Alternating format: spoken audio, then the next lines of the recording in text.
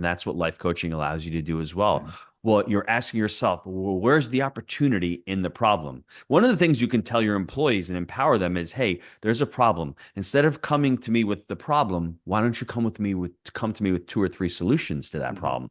Isn't that more empowering? You had said about effective communication. You're involving them. All of a sudden, they need to think. They need to stop and think and worry about what's the solution or how can I provide value to this problem. It changes totally when you start looking at things a little bit differently. Yeah, it's a leadership question, right? Yes. Because you're literally saying to them, look, we're all in this together, right?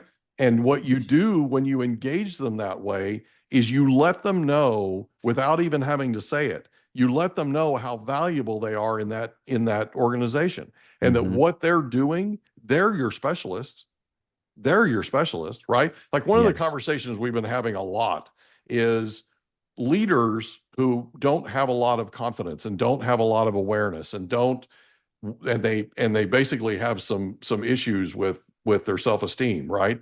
They want to be able to march into a room, they want to shout a bunch of orders, and they want people to just abide by it and move on. But they also want those people to stay. They want those people to grow with the organization. They want those people to help the organization succeed. That doesn't compute, okay? But Uh-huh. if you're willing to walk in and say, you know what, I don't have all the answers. I don't have all the answers. Together we can figure this out. Let me know what you think the solution is. Mm-hmm. Okay. And ultimately what happens is when they're engaged and they are part of the solution and it's their idea, they take ownership of it, right? Mm-hmm. You can Yes. literally retain talent for less money than what your competition would pay them. I promise you, I've done it because they're involved, because they're engaged, because they're part of the solution. Mm-hmm.